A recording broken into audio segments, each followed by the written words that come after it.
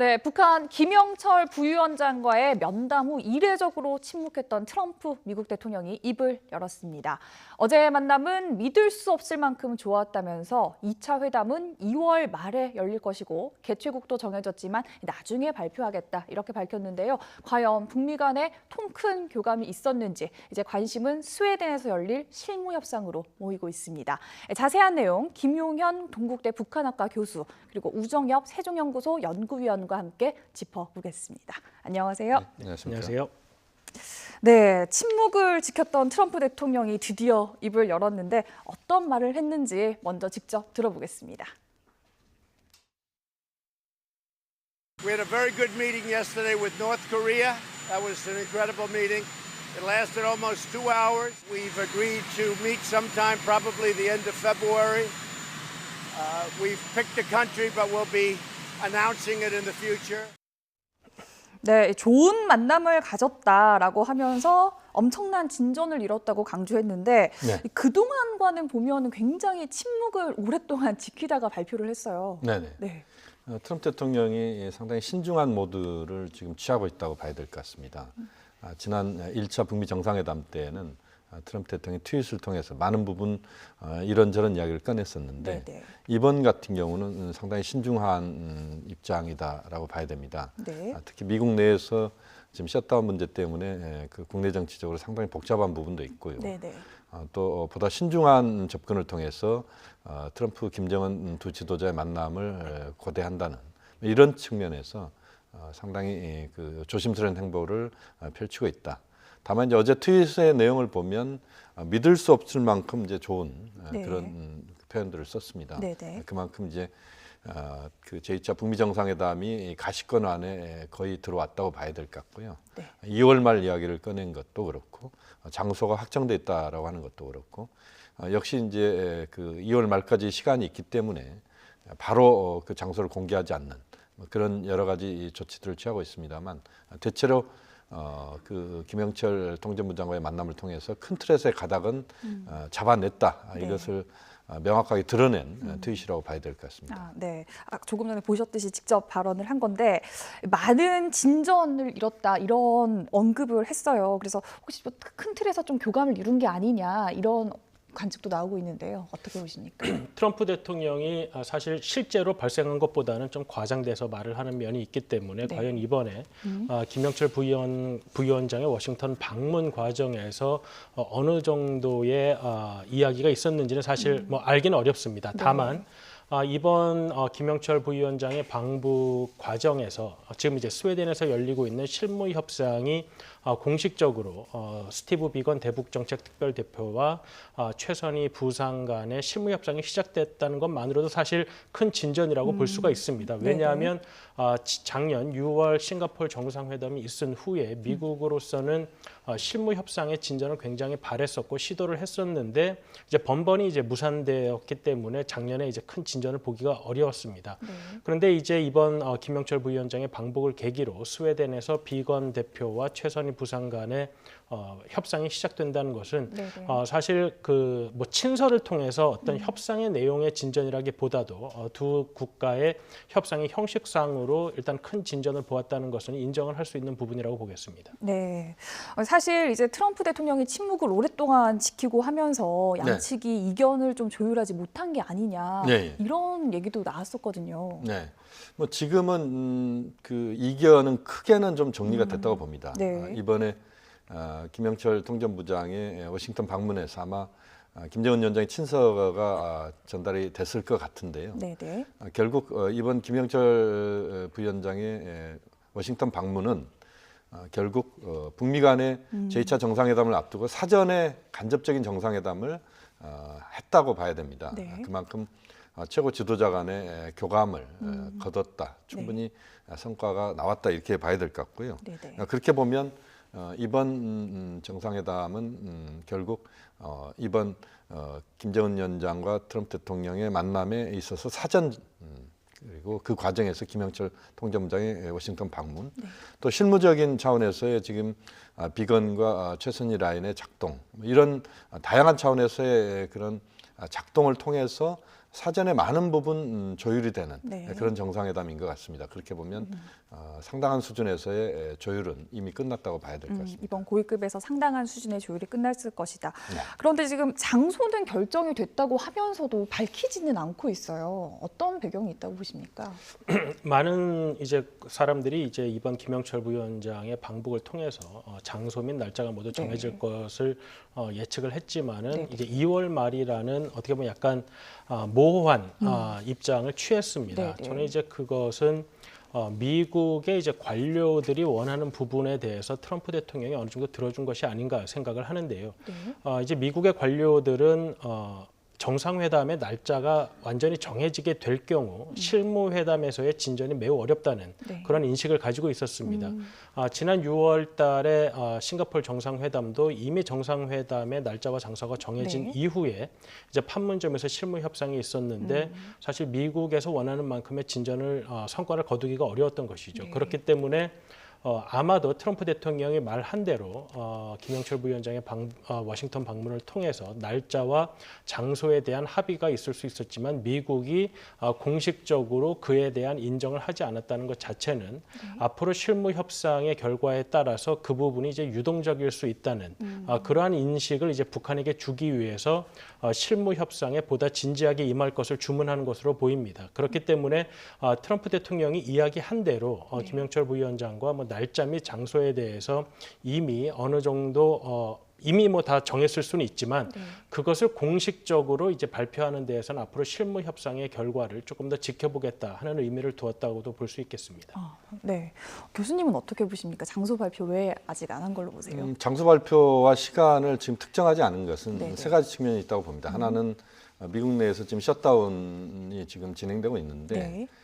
제가 볼 때 2월 말 정도까지는 정상화가 되지 않을까 하는 판단입니다. 네. 그만큼 이제 미국 내에서 전체적으로 국무부도 사실상 공식적으로는 지금 전반적인 네, 네. 그런 행정 일정들이랄지 전반적인 것이 중지돼 있다 이렇게 네, 보셔도 맞습니다. 무방합니다. 네, 그만큼 미국 내에서 이 셧다운이라고 하는 것 자체가 국내 정치에 많은 부분 영향을 주고 있기 때문에 그런 차원에서 보면은 날짜를 지금 못 받고 장소까지 네. 못 받는다는 것은 그때 만약에 그런 미국 내에서 그런 조치들이 셧다운 조치들이 정리가 안 됐을 경우에는 네.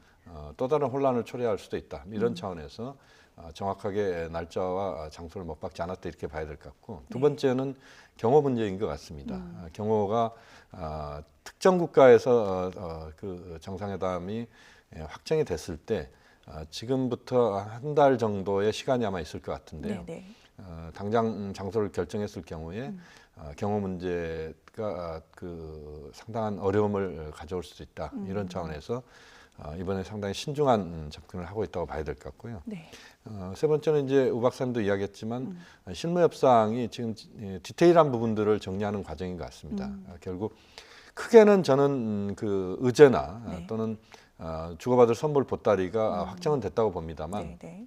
좀 더 세세한 부분들에 대해서는 북미가 그 이야기를 더 해야 되는 것이고 스톡홀름에서의 최선희 비건 라인이 그 역할을 지금 하고 있다고 봐야 됩니다. 네. 그렇기 때문에 뭐 그런 것까지 전반적으로 고려했을 때 날짜를 확정하기보다는 또 장소를 확정하기보다는 좀 더 여유 있는 시간들을 좀 두는 네. 그런 자세를 취했다고 보여야 될 것 같습니다. 네, 여러 가지가 고려됐을 것이다라고 하셨는데 그러면은 장소는 어디로 될까요? 사실상 베트남으로 굳어졌다 이런 얘기들이 많이 나왔는데 어떻게 보십니까? 지금 이제 외신 보도를 통해서 네. 이제 외신 보도가 백악관 내부 관계자들을 인용하면서 이제 베트남 이야기가 많이 나왔기 때문에 네. 이제 우리는 이제 그렇게 생각할 수밖에 없는 상황인데요. 네. 베트남은 이제 미국으로서는 전쟁을 했던 국가이지만 현재 매우 좋은 관계를 네. 유지하고 있고 또 이제 공산당이 지배를 하고 있지만 네. 그럼에도 불구하고 시장을 개방함으로써 매우 빠른 성장을 거두고 있고 그리고 이제 미국과 북한 모두 이제 외교 관계를 가지고 있고 이러한 여러 가지 요소들이 복합적으로 작용을 해서 현재 베트남이 가장 유력한 장소로 떠오르는 것이 아닌가 생각이 됩니다. 네, 교수님은 베트남으로 보십니까? 베트남이라면은 어디가 될까요? 하노이, 다낭 좀 언급되는 도시들도 많은데요. 네. 그 부분은 뭐 지금 정확하게 말씀드릴 수 있는 상황은 아닌 것 같습니다. 네. 다만 이제 그 한편으로는 판문점 이야기도 나오기도 했는데요. 네, 네. 지금 상황으로서는 판문점은 미국으로서는 부담스러운 공간일 수도 있다고 봅니다. 한반도 비핵화와 평화 체제가 상당 부분 진전을 이루는 과정이라면 판문점도 생각해 볼 수 있을 것 같은데 아직은 미국은 좀 더 신중하고 또 미국 내 여론까지도 고려해 봤을 때 네. 제3국을 고집하는 것 같습니다. 네. 그렇게 보면 베트남이 될 수밖에 없을 것 같고 현재로서는 뭐 그 가능성이 높다고 보고요. 네. 하노이 같은 경우는 북미의 대사관이 있는 곳이고 네. 또 인프라도 이미 구축되어 있기 때문에 하노이 가능성이 높다고 봐야 되는데 네. 또 다낭 같은 경우는 또 관광지이기도 하고 또 그 베트남에서도 고원지대 해상이기 때문에 네. 기온도 좋고 뭐 그렇게 보면 이제 다낭 가능성도 있다. 뭐 현재로서는 특정한 지역을 이야기할 수도 없고 특정한 나라를 이야기할 수도 없습니다만 그런 베트남 정도일 가능성 이 정도로 우리가 현재로서는 추이를 지켜봐야 될 것 같습니다. 네, 어디로 언제 정해질지 좀 지켜봐야겠고요. 북한 김영철 노동당 부위원장은 2박 3일 워싱턴 방문을 마치고 귀국길에 올랐습니다. 어땠는지 영상 먼저 보시겠습니다. Can you tell us anything about the meeting or anything at all, please? No comment. 네, 아무런 말도 하지 않았습니다. 네. 트럼프 대통령은 입을 열었는데 북측은 굉장히 말을 아끼고 있어요. 네. 보도 같은 거를 봐도 노동신문이나 뭐 조중통 이런 것에서도 전혀 네. 언급을 안 하고 있거든요. 네. 이 부분은 네. 북한 정치 구조의 특성을 봐야 될 것 같습니다. 네. 다시 말씀드리면 김정은 위원장에게 일단 보고가 먼저 급하다고 봐야 될 것 네, 같고요. 네.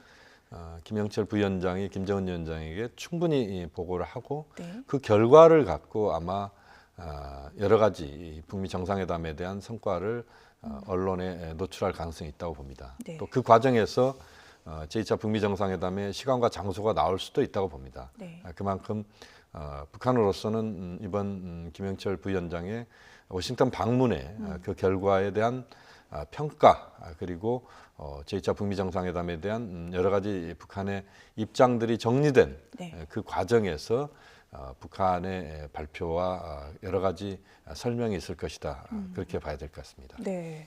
첫 번째 방미 때랑 비교를 해보면은 어떤가요? 그러니까 북한의 언론은 이제 첫 번째 그러니까 김영철 부위원장이 작년에 방북을 네. 했을 때도 사실 그 사실에 대한 보도는 없었습니다. 네. 그렇기 때문에 북한 내부에서 김영철 부위원장의 방북에 관해서 보도가 없었다는 부분은 사실 뭐 크게 특별할 건 없는 것 네. 같고요. 지난 작년에 워싱턴 방문을 했을 때는 사실 날짜와 장소가 모두 정해졌다가 네. 한번 북한 측으로부터의 이런 성명 때문에 트럼프 대통령이 취소를 했고 그 회담을 다시 복원하는 과정에서 이제 김영철 부위원장이 뉴욕을 통해서 이제 워싱턴을 방문하고 네. 트럼프 대통령에게 친서를 전달했습니다. 네. 하지만 이번엔 조금 상황이 다른 게 아직까지 우리가 이야기도 했지만 날짜와 장소에 대해서 아직 특정하지 않은 상황이기 때문에 네.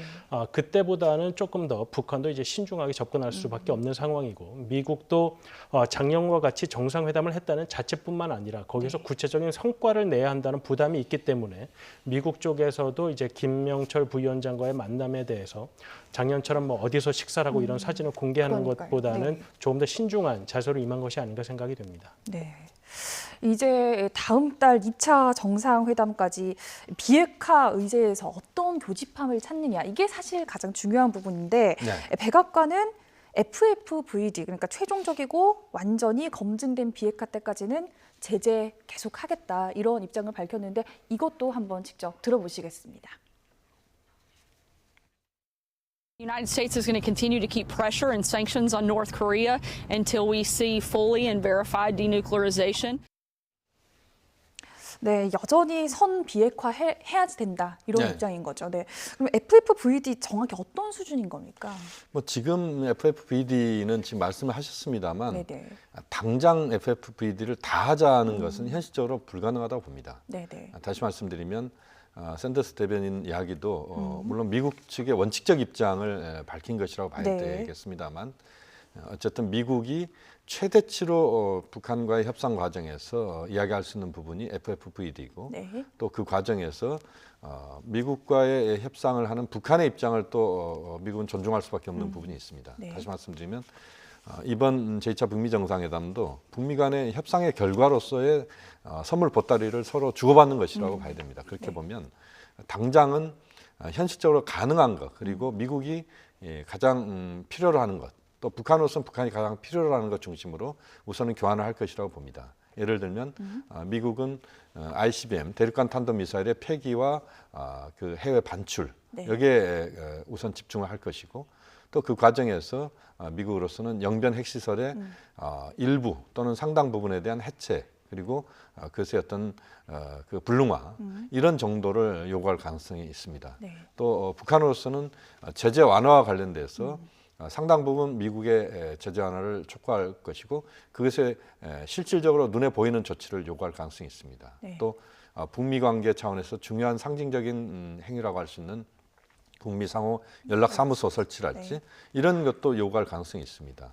그러니까 이번 그 김영철 부위원장의 워싱턴 방문 과정에서 저는 그러한 것들이 큰 틀에서는 선물 보따리를 주고받을 것들은 저는 정리가 됐다고 보는데요. 네. 뭐 이것을 보다 실무적 차원에서 보다 구체화시키고 앞으로 그렇다면 이제 우리가 흔히 스몰 딜이라고 하는 것을 여기서 그치는 게 아니고 이것은 새로운 시작을 위한 출발인 것이고 네. 그 출발의 과정에서 여러 가지 것들을 서로 앞으로 진행될 수 있도록 하는 차원에서 많은 부분들을 정리해내는 네.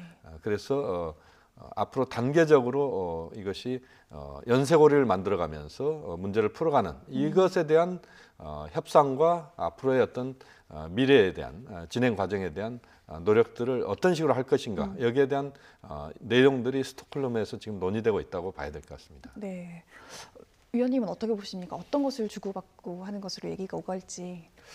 일단은 작년 6월에 트럼프 대통령과 김정은 위원장과의 회담에서 어떻게 보면 좀 추상적인 합의를 했습니다. 네. 그러니까 문재인 대통령께서도 이제 신년 기자회견에서 이야기했듯이 네. 작년 6월의 회담이 좀 추상적인데 그쳐서 아쉬움을 남겼다면 네. 이번에 이제 새로 있게 될 2차 북미 정상회담은 이제 보다 구체적인 비핵화안을 도출해야 된다는 이제 생각을 가지고 있는 것인데요. 네. 이제 문제는 2월 달에 트럼프 대통령과 김정은 위원장 간의 회담이 열린다고 하더라도 네. 그것을 어떻게 실행할지에 대해서는 굉장히 많은 실무 협상이 필요로 한 것입니다. 그렇기 때문에 소위 탑다운 어프로치에서 정치적인 결단은 있다고 하더라도 그것을 어떻게 이룰지에 대해서는 실무 협상이 필요한 것이고 그리고 미국 쪽에서 계속 지속적으로 요구하는 부분은 이제 실무 협상에서 어떤 것을 주고받을지를 논의하자는 것이기 때문에 저는 지금 현재 뭐 열리고 있을 스웨덴에서 열리고 있을 비건 대표와 최선희 부상 간의 협상이 어느 정도 진전이 될지 그리고 만약에 지금 한 2박 3일 정도의 일정으로 열리고 있는 것으로 알려져 있는데 2박 3일 만에 뭐 끝날 이야기가 아니기 때문에 또 실무 협상을 언제 다시 또 잡게 될지 이러한 부분들이 앞으로 북미 간에 어떠한 것들을 교환할지에 대해서 구체적으로 이야기하는 과정이 되지 않을까 생각이 됩니다. 네, 지금 아까부터 계속 이제 스웨덴 언급해주고 계신데 비건 대표랑 최선희 부상이 드디어 만났습니다. 네, 그렇습니다. 비건 대표가 한반도 문제에 직접적으로 개입하면서 최초로 지금 북측의 주요 인사를 만난다고 봐야 됩니다. 네네. 스웨덴의 지금 스톡홀름에서 한 50km 떨어진 숲속에서 네. 그야말로 끝장 토론을 펼치는 뭐 과정이라고 봐야 될 것 같은데요. 네네. 저는 이제 우 박사님도 이야기했지만 이 스톡홀름에서 실무적인 부분들, 네. 그러니까 우리가 디테일한 부분들을 얼마만큼 이제 잘 정리해내느냐도 중요한 것 같은데요. 네네. 하나는 지금 김영철 부위원장의 워싱턴 방문에서 큰 틀에서 합의됐던 것들 이것을 보다 구체적으로 북미가 실무적으로 구체화시키는 작업 네. 이것이 하나의 중요한 주제인 것 같고요. 네. 또 하나는 다음 단계로 가는 과정들. 그러니까 이번에 제2차 북미 정상회담에서 북미가 주고받을 선물 보따리들을 정리를 했다면 그 다음 단계로 가는 과정들을 어떠한 형식으로 끌고 갈 것인지. 그러니까 저는 연쇄고리라는 표현을 씁니다만 네. 미국이 조치를 취하고 그다음에 북한이 조치를 취하고 또 다시 미국이 취하고 네. 이런 과정들이 서로 맞물려 가면서 가는 이제 이런 형식으로 가야만 비핵화 평화 체제 프로세스가 단계적으로 정리가 되면서 성과를 거둘 수 있거든요. 네. 그 흐름들을 이번 스톡홀름에서 만들어내느냐 여부, 뭐 이것들이 저는 가장 중요한 네. 그 스톡홀름 회의에서의 내용이라고 보고 저는 성과를 거둘 수 있다고 봅니다. 왜냐하면 대체적으로 지금 이제 워싱턴에서의 북미 고위급의 또 트럼프 대통령과의 만남에서 성과가 저는 분명히 있었다고 보고 네. 그것에 기반해서 나가는 것이기 때문에 저는 실무적인 차원에서의 저는 머리를 맞대고 그것을 정리해낸다면 또 우리 이도훈 본부장도 가 있기 때문에 네, 네. 그렇게 보면 남북미 그 실무 라인에 그 접점을 찾는 작업들이 저는 이루어질 수 있다고 봅니다. 네, 그 최선희 부상이 스웨덴으로 간다는 게 알려진 거는 그래도 며칠 됐는데 미국에서는 굉장히 신중하면서 이번에 실무 협상에 들어간 거잖아요. 네, 어떻게 보십니까? 이번에 스웨덴에서 열리고 있는 소위 말하는 1.5 트랙 회의와 김영철 부위원장의 워싱턴 방문은 지금 알려지기로는 사실 좀 따로 추진되었던 것 같습니다. 그렇기 때문에 이제 최선희 부상의 일정과 김영철 부위원장의 일정이 이제 따로 추진되었던 것 같은데요. 네. 이제 문제는 김영철 부위원장의 방북과 맞물려서 스티브 비건 대북정책특별대표의 이제 스웨덴 행이 확정되었던 것이 아니라는 점이죠. 그렇기 때문에 이번에 김영철 부위원장과 트럼프 대통령, 폼페이오 장관과의 만남 이후 북한이 어느 태도를 가지고 있느냐에 따라서 스티브 비건 대표가 스웨덴을 가서 최선희 부상과의 만남을 할 것이냐, 그리고 그 만남이 의미가 있을 것이냐, 미국 입장에서는 그 부분을 고려했던 것 같습니다. 네. 이것이 형식적으로 스티브 비건 대표가 스웨덴을 가서 최선희 부상을 만나서 단지 2차 북미 정상회담의 뭐 장소나 뭐 날짜 이런 부분만을 정하게 된다면 그것은 큰 의미가 없었을 것이라고 생각했을 가능성이 있고, 과연 최선희 부상과의 만남이 실질적이고 구체적인 협상이 될 수 있을 것이냐 하는 부분을 고민을 했던 것 같고, 그 가능성을 어느 정도 보았기 때문에 이제 비건 대표가 스웨덴을 가서 현재 최선희 부상과 협상을 진행하고 있는 것이 아닌가 생각이 됩니다. 네, 이제 공식적으로 간 만큼 실질적인 결과가 있을 걸로 기대하시는 건가요? 근데 사실 우리가 이제 미국의 핵 협상과 관련해서 어떤 예로서 보고 있는 것이 이제 이란과의 핵 협상인데, 이란과의 핵 협상은 총 20개월이 걸려서 약 150페이지 정도의 이제 문서를 만들어냈습니다. 네. 그렇기 때문에 2박 3일간의 협상을 통해서 아주 구체적인 협상안을 도출해내기는 어렵겠지만 어느 쪽으로 이제 방향을 정할지, 그리고 정상회담에서 어느 정도의 정치적인 결단을 내릴지에 대해서는 이야기를 할 수 있지 않을까 생각이 됩니다. 네, 아까 이도훈 본부장도 언급하셨는데 이도훈 네. 본부장도 지금 스톡홀름으로 가서 합류를 한 상황이지 않습니까? 그렇습니다. 어떤 것들이 좀 논의될 수 있을까요? 남북미 참자가 만난다면. 네. 그렇습니다. 지금 이제 이도훈 본부장 같은 경우는 네. 그야말로 트럼프, 김정은, 문재인 이 세 지도자의 그런 탑다운 방식의 여러 가지 이 한반도 비핵화 평화 체제의 논의, 네. 이 과정의 실무적인 축소판이라고 봐도 될 것 같습니다. 네. 그러니까 비건, 최선희, 이도훈 이 세 실무 라인이 작동하면서 최고 지도자들의 그 정리된 입장들을 보다 구체화시키는 작업을 한다고 봐야 됩니다. 이렇게 해서 3자가 다 만났던 적이 있나요, 동시에? 이렇게 비건 대표가 네. 북측의 인사를 만난 적이 없기 때문에 3자가 네. 만난 적은 없습니다. 그러니까 최초의 3자 실무 책임자들의 만남이다 이렇게 봐야 되는데, 네네. 이제 보다 중요한 것은 역시 이제 우리 입장에서는 비건과 최선희 라인에서 지금 실무적인 접촉을 하면서 뭔가 막히거나 어려운 부분들이 있을 때 우리가 그것의 중간 역할, 네. 촉매 역할을 하는 그것이 아마 이도훈 본부장의 역할이라고 봐야 될 것 같고요. 네. 또 하나 중요한 것은 현재 비핵화 평화체제 프로세스의 전반적인 작업과 앞으로의 방향과 관련돼서 우리 정부의 그 대표가 네. 직접 참여를 해서 북미 실무자들과 함께 논의한다는 것은 결국 앞으로도 모든 논의들을 하는 데 있어서 한국이 소외되지 않고 북미와 함께 일을 한다는 네. 이런 차원에서 저는 매우 의미 있는 작업이고, 또 이런 작업들이 함께 진행되어야만 그것이 시너지 효과를 발휘하면서 성과를 보다 구체화시키고 남관계 차원에서도 긍정적인 영향을 주는 이런 것이다. 뭐 이런 점에서 저는 매우 의미 있는 이동 본부장의 합류라고 봅니다. 네, 의미에 대해서 설명을 해주셨고 그러면은 어떤 부분들이 좀 논의될 수 있을지 뭐 종전 선언이라던가 아니면은 뭐 개성공단 제재 문제 이런 것들도 좀 얘기가 될 수 있을까요?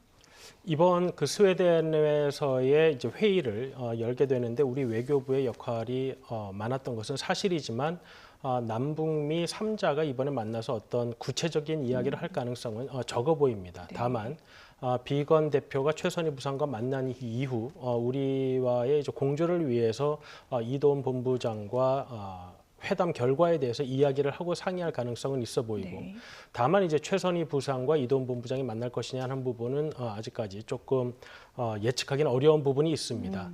다만 이제 우리가 지금 당장 북미 간의 회담에 어떤 점이 막혀 있는지를 뚫는 역할을 한다기보다는 아직까지는 북미 간의 어떠한 차원에서 현재 이야기가 되고 있는지를 파악하는 것이 중요하기 때문에 이번에 어떤 종전선언이나 아니면 뭐 개성공단, 금강산 이런 부분에 대해서 구체적인 이야기를 진전시키기보다는 최선희 부상과 비건 대표가 처음 만난 상황이기 때문에 과연 어느 정도 차원에서 이야기가 진행되고 있는지를 파악하는 것이 일단은 가장 중요한 일이라고 생각이 됩니다. 네.